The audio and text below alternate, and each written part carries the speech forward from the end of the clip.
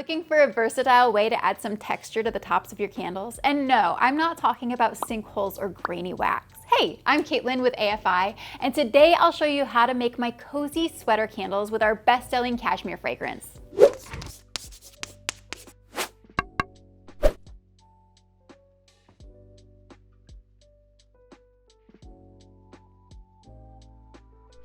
The surface of the candles have a knit design that pairs really nicely with the warm, cozy scent that I'm using to make them. This is a quick way to upgrade a basic candle. All you'll need is the candle that you're decorating and a silicone mold. Here's a cashmere scented candle I've already made. I picked an embossed jar, fitted it with a 6-inch Eco 8 wick, and filled it with 4 ounces of GW464 wax scented with our cashmere fragrance at 6%.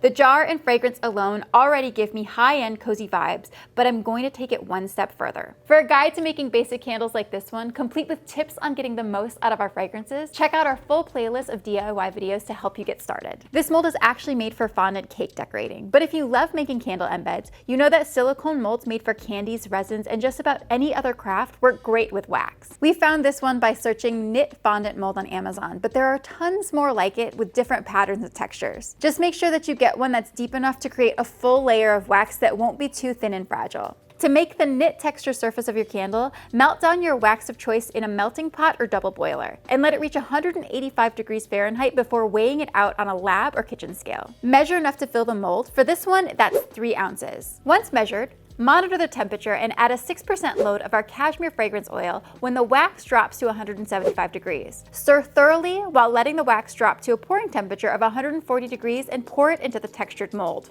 Make sure every little nook and cranny is filled and give it a couple hours to cool to room temperature. Before removing the wax from the mold, make sure it no longer feels warm to the touch. Now for the tricky part. You have to be pretty gentle with the wax when you unmold it to keep it from snapping, but don't worry if you do. Just make sure that you're able to get a large enough section of wax to fit the full diameter of the candle that you're decorating. It's easiest to flip the mold over and wiggle the sides of the mold away and up from the wax. Use the rim of the jar to trace a circle into the wax using a small paring knife. Carve out the circle by gently trimming away the excess wax in chunks. Use the paring knife to even up the edges. It's okay if it's not perfect. You won't be able to see any of the little imperfections once it's in the final candle. Hold it over the jar and make sure it's going to fit, and continue to trim off the bits of wax as needed. When you've got the shape down, use a skewer to carve a hole in the center, starting small and slowly widening by swirling the skewer around instead of just stabbing it through. Finish it off by sliding the textured wax circle onto the wick of your plain candle. Trim the wick to 1/4 inch just like you normally would, and this is how it should look. Depending on the size of your candle jar and the silicone mold, you can get 2 or 3 textured embeds to make multiple candles with. Any wax that you didn't use can just be melted down into liquid again and re-poured to make more. I hope you think this design does our cashmere fragrance justice. It's one of our best-selling candle scents for a reason, and a huge hit during the cooler months. Get more insights on our best sellers and ideas for using them in your own products by subscribing to our channel and signing up for our newsletter.